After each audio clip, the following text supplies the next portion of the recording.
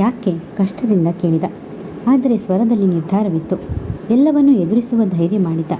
ಅವರದು ತೀರಾ ಬಡ ಕುಟುಂಬ. ಆರ್ಥಿಕವಾಗಿ ಮನೆಯವರನ್ನು ಇವಳೇ ಪೋಷಿಸಬೇಕಂತೆ. ಸಂಬಳದಲ್ಲಿ ಅರ್ಧದಷ್ಟಾದರೂ ಕೊಡಲಿ ಅಂತ ಕಷ್ಟದಿಂದ ಸ್ವರ ಹೊರಬಂದಿತ್ತು. ತೀರಾ ಸಂಬಂಧಪಡದ ವಿಷಯದಲ್ಲಿ ತಲೆ ಹಾಕಿದಂತಾಯಿತು. ವಿಜಯ ಚಡಪಡಿಸಿದಳು. ವಿವೇಚನೆಯಿಂದ ಪ್ರಾಮಾಣಿಕ ಪ್ರಯತ್ನ ಮಾಡಿದಳು. ಪ್ರತಿಕ್ರಿಯೆಯ ಬಗೆಗೆ ಅವಳಿಗೆ ಯಾವ ಕಲ್ಪನೆಯೂ ಇರಲಿಲ್ಲ. ಹುಬ್ಬುಗಳನ್ನು ಮೇಲೆತ್ತಿ ಮಡದಿಯ ಕಡೆ ನೋಡಿದ.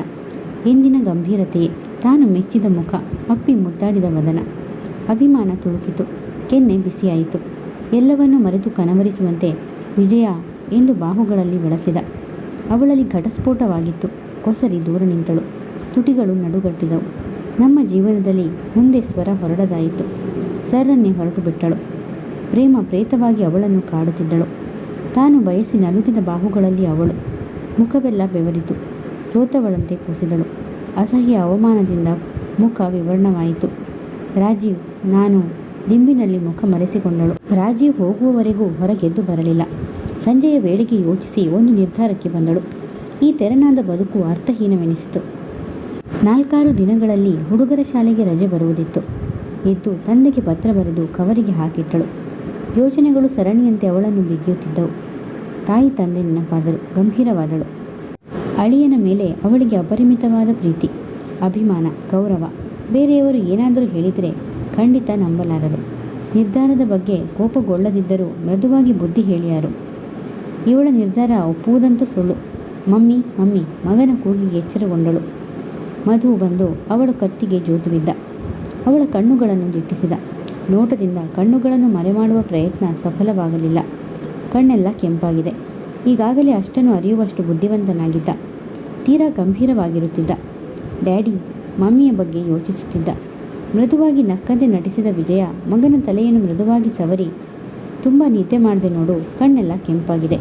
ಮೊದಲು ಯೂನಿಫಾರ್ಮ್ ಬಿಚ್ಚು ಎಂದಳು. ಎದ್ದು ಹೋಗಿ ಸೋಫಾ ಮೇಲೆ ಮಂಡು ಹುಡುಗನಂತೆ ಕೂತ. ಮುಖ ಉಮ್ಮಿಸಿದ. ಕೋಪಗೊಂಡವನಂತೆ ನಟಿಸಿದ. ರಾಜೀವನ ಸ್ವಭಾವ, ನಡತೆ ಅವನನ್ನು ರಕ್ತಗತವಾಗಿ ಹಮ್ಮಿಕೊಂಡಿತ್ತು.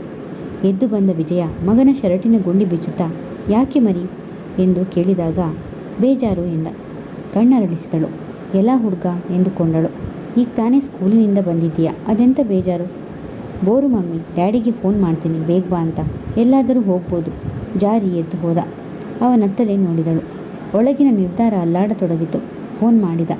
ಅತ್ತಲಿನ ರಾಜೀವನ ಸ್ವರ ಓಕೆ. ಕುಣಿಯುತ್ತಾ ಬಂದ. ಮುಖದ ಮೇಲೆ ಜಗವನ್ನೇ ಗೆದ್ದ ಗೆಲುವಿತ್ತು. ಅವನ ಉತ್ಸಾಹಕ್ಕೆ ತಣ್ಣೀರು ಎರಚಲು ವಿಜಯ ಇಷ್ಟಪಡಲಿಲ್ಲ. ಅಣ್ಣ ತಂಗಿ ಗದ್ದಲವೆಬ್ಬಿಸುತ್ತಾ ಓಡಿ ಆಡಿದರು. ವಿಜಯ ವಿಮನಸ್ಕಳಾದಳು. ರಾಜೀವ್ನನ್ನು ಅಗಲಿ ಇವರುಗಳು ಇರಬಲ್ಲರೆ? ರಾಜೀವ್ನ ಹೊತ್ತು ಕಾರು 10 ನಿಮಿಷದಲ್ಲಿ ಕಾಂಪೌಂಡ್ ಒಳಕ್ಕೆ ಬಂದು ನಿಂತಿತು. ಮುಖವೆಲ್ಲ ಕ್ರೀಮ್ ಬಳಿದುಕೊಂಡಿದ್ದ ಮಾನಸ ಹಾಗೆ ಓಡಿದಳು. ಶೂ ಏರಿಸಿ ಶಿಸ್ತಾಗಿ ನಿಂತಿದ್ದ ಮಧು ನಗುಮುಖದಿಂದ ತಂದೆಯನ್ನು ಎದುರುಗೊಂಡ. ಡ್ಯಾಡಿ ಒಳ್ಳೆಯವರು. ಮಾನಸನ ಎತ್ತಿಕೊಂಡು ಅವಳ ಮುಖದ ಮೇಲಿದ್ದ ಕ್ರೀಮನ್ನು ಉಜ್ಜುತ್ತಾ, ಎಲ್ಲಿಗೆ ಹೋಗೋಣ? ಮಧು, ನಾನು ಫೋನ್ ಮಾಡಿದ್ದು ಎಂದ ವಿಜಯ ಗರ್ಭದಿಂದ. ಮಮ್ಮಿನ ಕೇಳೋಣ. ಅವಳನ್ನು ಎತ್ತಿಕೊಂಡು ಬಂದು ಕೋಣೆಯ ಬಾಗಿಲಿನಲ್ಲಿ ನಿಂತ. ಮಾನಸ ಗಲ್ಲದ ಮೇಲೆ ಬೆರಳಿಟ್ಟುಕೊಂಡು ತಾಯಿಯ ಕಡೆ ನೋಡಿದಳು. ವಿಜಯ ಬೀರುವಿನಿಂದ ಬಟ್ಟೆ ತೆಗೆಯುವುದರಲ್ಲಿ ಮಗ್ನಳಾಗಿದ್ದಳು. ವಿಜಯ ಎಮ್ಮೆ ಮಾಡಿರಬಹುದು, ಆದರೆ ತೀರಾ ಮುಕ್ತ ವಾತಾವರಣದಲ್ಲಿ ಬೆಳೆದಿರಲಿಲ್ಲ. ಗಂಭೀರ ಶಾಂತತೆ ಅವಳ ಒಳಗುಣ. ಈಗ ಇನ್ನಷ್ಟು ಗಂಭೀರ.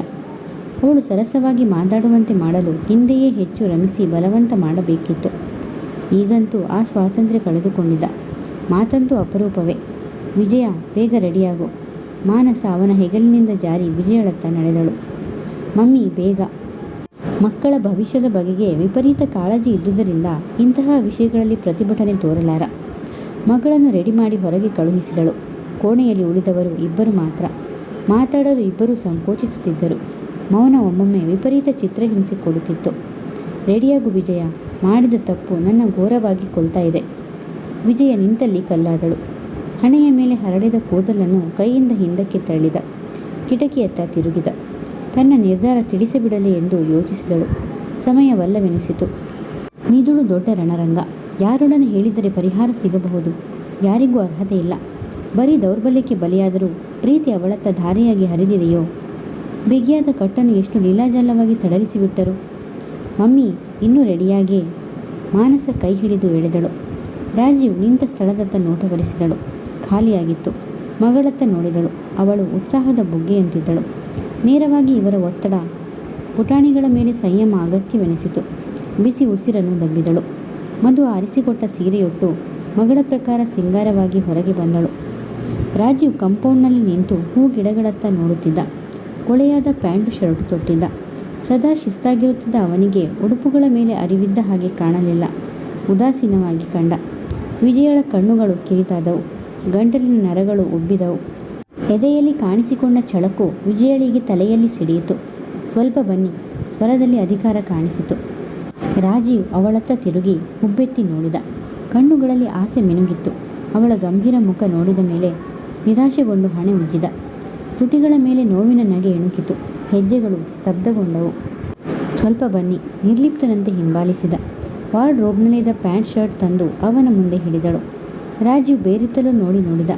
ಯಾಕೋ ಬೋರ್, ಬದಲಾಯಿಸುವ ಮನಸ್ಸಿಲ್ಲ. ಯಾರು ಮೆಚ್ಚಬೇಕಾಗಿದೆ? ಬೇರೆಯವರ ಮೆಚ್ಚುಗೆ ನನಗೆ ಬೇಕಾಗಿಲ್ಲ. ಹೊತ್ತಾಯಿತು. ಹುಡುಗರು ಕಾಯ್ತಾ ಇದ್ದಾರೆ. ಕಾಲುಗಳನ್ನು ಎಳೆಯುತ್ತಾ ಹೊರಗೆ ಹೋದ. ವಿಜಯ ನಿಂತಲ್ಲೇ ಶಿಲೆಯಾದಳು. ಹುಡುಗರು ಬಂದು ಎಚ್ಚರಿಸಿ ಅವಳನ್ನು ಕರೆದೊಯ್ದರು. ಎಂದಿನಂತೆ ಹುಡುಗರು ಹಿಂದಿನ ಸೀಟಿಗೆ ಹತ್ತಿಕೊಂಡರು. ವಿಜಯ ಮುಂದೆ ಕೂತಳು. ಯಾವಾಗಲೂ ಅಷ್ಟೇ. ಹಿಂದೆ ಕೂತ ಅವರ ಮಾತು, ನಗು, ಅಬ್ಬರ, ಅತಿಶಯ. ಓಡಾಡುವ ವಾಹನ, ಶಾಲೆ, ಜನಗಳ ಬಗೆಗೆ ನಿರರ್ಗಳವಾಗಿ ಮಾತಾಡುತ್ತಿದ್ದರು. ಮಡದಿಯನ್ನು ವಾರೆಗಣ್ಣಿನಿಂದ ನೋಡುತ್ತಾ, ಮಕ್ಕಳ ಮಾತನ್ನು ಕೇಳುತ್ತಾ ಕಾರು ನಡೆಸುವುದೆಂದರೆ ರಾಜೀವ್ಗೆ ಖುಷಿ. ಮಧು, ಎಲ್ಲಿಗೆ ಹೋಗೋಣ? ರಾಜೀವ್ನ ನೋಟ ರೋಡಿನಂತೆ ಇತ್ತು. ಮಧು ಮಾನಸಳ ಕಡೆ ನೋಡಿದ. ಅವನಿಗೆ ಇಂಥ ವಿಷಯಗಳಲ್ಲಿ ತಾಯಿಯ ಸಲಹೆ ಬೇಕೇ ಬೇಕು. ಮಮ್ಮಿ ಹಿಂದಿನಿಂದ ಬಾಗಿದ. ನಿನ್ನಿಷ್ಟ. ಹಿಂದಕ್ಕೆ ತಿರುಗದೆಯೇ ನೀನೇ ಹೇಳು ಮಮ್ಮಿ, ಗೋಗರೆದ. ಯಾವಾಗಲೂ ಅವಳ ಮಾತಿಗೆ ಪ್ರಾಮುಖ್ಯತೆ. ರಾಜೀವ್ ಕಾರಿನ ಗತಿಯನ್ನು ನಿಧಾನಿಸಿದ. ಮಡದಿಯನ್ನು ವಾರೆಗಣ್ಣಿನಿಂದ ನೋಡಿದ. ಮೌನವಾಗಿದ್ದಳು. ಎಲ್ಲಿಗೆಂದು ತಿಳಿಯದೆ ಎಲ್ಲಿಗೆ ಹೋಗುವುದು ಎಂದೂ ಮನೆಯಿಂದ ಹೊರಡುವಾಗಲೇ ನಿಶ್ಚಯಿಸುತ್ತಿರಲಿಲ್ಲ. ಮಾರ್ಗ ಮಧ್ಯದಲ್ಲಿಯೇ ನಿರ್ಧಾರ. ರಾಜೀವ್ ತುಟಿ ಕಚ್ಚಿ ಮೌನ ವಹಿಸಿದ. ಅವಳಿಂದ ಸ್ವರ ಹೊರಡದಾದಾಗ ಹುಡುಗರು ಆಟವಾಡುವಂಥ ಏಕಾಂತ ಪ್ರದೇಶಕ್ಕೆ ಹೋಗೋಣ ತಾನೇ ಹೇಳಿದ. ಕಾರಿನ ವೇಗ ಹೆಚ್ಚಿತು. ಕಾರು ನಿಂತಾಗ ತಾ ಮುಂದು ನಾ ಮುಂದು ಎಂದು ಇಳಿದರು. ರಾಜೀವ್ ತಾನು ಇಳಿದು ಸುತ್ತಮುತ್ತಲೂ ನೋಡಿದ. ಪ್ರಕೃತಿಯ ರಮ್ಯ ತಾಣ. ಎಲ್ಲೆಡೆಯಲ್ಲಿಯೂ ಹಸಿರು. ಮನ ಮುದಗೊಂಡಿತು. ಆ ಕಡೆ ಹೋಗೋಣ. ದೂರದಲ್ಲಿ ಕಂಡ ಗೋಣಿ ತೊಪ್ಪಿನಂತ ಬೆರಳು ಮುಂದೆ ಮಾಡಿ ತೋರಿದ. ಹುಡುಗರು ಸಡಗರದಿಂದ ಮುಂದೆ ಓಡಿದರು. ವಿಜಯ ಮೆಲ್ಲನೆ ಅವನ ಜೊತೆ ಹೆಜ್ಜೆ ಹಾಕತೊಡಗಿದಳು. ಜೀವನ ಪೂರ್ತಿ ಹೆಜ್ಜೆ ಹಾಕಲೆಂದೇ ಅವನ ಕೈ ಹಿಡಿದಿದ್ದಳು. ಆದರೆ ಕೆರೆಯ ದಿಬ್ಬಕ್ಕೆ ಬಂದಾಗ ಮುಳುಗುವ ಸಂಧ್ಯಾ ಸೂರ್ಯನ ಕಿರಣಗಳು ಬಿದ್ದು ತಿಳಿ ನೀರಿನ ಅಲೆಗಳು ನರ್ತಿಸುತ್ತಿದ್ದವು. ಅಗಸರು ಬೇಗ ಬೇಗ ಬಟ್ಟೆಗಳನ್ನು ಒಗೆಯುವ ಆತುರದಲ್ಲಿದ್ದರು. ಲಯಬದ್ಧವಾಗಿ ಬಡಿಯುತ್ತಿದ್ದರು. ಡ್ಯಾಡಿ, ಅಲ್ಲಿ ನೋಡಿ. ಮಾನಸ ಅವಳ ಕೈಯನ್ನು ಬೆರಳೆತ್ತಿ ತೋರಿದಳು. ರಾಜೀವ್ ನೋಟ ಅತ್ತ ಸರಿಯಿತು. ಜೋಳದ ತೆನೆ, ಹುಚ್ಚೆಳ್ಳಿನ ಅಚ್ಚ ಹಸಿರಿನಲ್ಲಿ ಹೊಸ ಜಗತ್ತನ್ನು ಕಂಡಂತಾಗಿತ್ತು. ಚೆನ್ನಾಗಿದೆ ಅಲ್ವಾ? ಮಾನಸಳ ಕೆನ್ನೆ ಸವರಿದ. ರಾಗಿಯ ತೆನೆಗಳು ತುಂಬಿ ತೂಗುತ್ತಿದ್ದರೆ ಅವರೆಯ ಬಿಳಿ ಹೂಗಳು ಸಾಲು ಸಾಲಾಗಿ ರಂಗೋಲಿ ಇಟ್ಟಂತೆ ಕಾಣಿಸುತ್ತಿತ್ತು. ಇದೆಲ್ಲ ಹುಡುಗರ ಪಾಲಿಗೇನು, ದೊಡ್ಡವರ ಪಾಲಿಗೂ ಅಪರೂಪದ ಸೊಬಗೆ. ಮಾನಸ, ಮಧು ಅಲ್ಲಿಂದಿಲ್ಲಿಗೆ ಓಡಾಡುತ್ತಾ ನೆಗೆಯುತ್ತಾ ಆಟವಾಡುತ್ತಿದ್ದರು. ನೈಸರ್ಗಿಕ ಚೆಲುವು ಮಾನವನಿಗೊಂದು ವರವೇ ಸರಿ. ಇಲ್ಲೇ ಕೂತ್ಕೊಳ್ಳೋಣ. ಗೋಣಿ ಮರದ ನೆರಳಿನಲ್ಲಿ ಇಬ್ಬರೂ ಕೂತರು. ಈ ಪರಿಸರದಲ್ಲಿ ಮಾತಿಗಿಂತ ಮೌನವೇ ಚೆನ್ನ ಎನಿಸೋದುಂಟು. ಆದರೆ ವಿಪರೀತ ವಿಲಕ್ಷಣ ಮೌನ ಉಸಿರುಗಟ್ಟಿಸುತ್ತೆ. ಏನಾದರೂ ಮಾತಾಡು ವಿಜಯ, ಮೃದುವಾಗಿ ಹೇಳಿದ. ಮಾತೆಲ್ಲ ನಿಮ್ಮದೇ. ಅವಳ ಸ್ವರ ಸೀಳಾಯಿತು. ಮಾತುಗಾರ ರಾಜೀವ್ ಒಂದರೆಗಳಿಗೆಯೂ ಸುಮ್ಮನಿರುತ್ತಿರಲಿಲ್ಲ. ಅವಳಲ್ಲೇ ಎಲ್ಲ ಮಾರ್ಪಾಟಾಗಿರುವುದು. ರಾಜೀವ್ ಸ್ವಭಾವದಲ್ಲೂ ಬದಲಾಗಿತ್ತು. ಅಪರಾಧ ಭಾವ ಅವನನ್ನು ಕೊಲ್ಲುತ್ತಿತ್ತು. ಮುಕ್ತವಾಗಿ ವರ್ತಿಸಲು ಹಿಂದೆಗೆಯುತ್ತಿದ್ದ. ಹುಡುಗರಿಗೆ ರಜೆ ಬಂದ ಕೂಡಲೇ ಊರಿಗೆ ಹೋಗೋಣ ಅಂತಿದ್ದೀನಿ.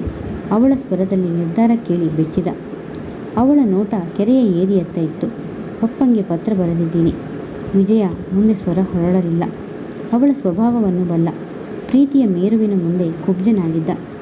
ದೂರದ ದಿಗಂತ ನೋಡುತ್ತಿದ್ದವನು ವಾಚ್ನತ್ತ ನೋಡಿ ಹೊತ್ತಾಯಿತು ಹೋಗೋಣ ಮೇಲಕ್ಕೆದ್ದ. ಹುಡುಗರು ಬಂದು ಕೂಡಿದಾಗಲೇ ಬಿಗುವಾದ ವಾತಾವರಣ ಸಡಿಲವಾದದ್ದು. ಕಥೆ ಮುಂದುವರಿಯುವುದು. ಹೆಚ್ಚಿನ ವಿಡಿಯೋಗಳಿಗಾಗಿ ಪ್ಲೀಸ್ ಸಬ್ಸ್ಕ್ರೈಬ್ ಮಾಡಿ, ಲೈಕ್ ಮಾಡಿ, ಶೇರ್ ಮಾಡಿ, ಕಮೆಂಟ್ಸ್ ಮಾಡಿ ಮತ್ತು ಬೆಲ್ ಐಕಾನ್ ಕ್ಲಿಕ್ ಮಾಡಿ.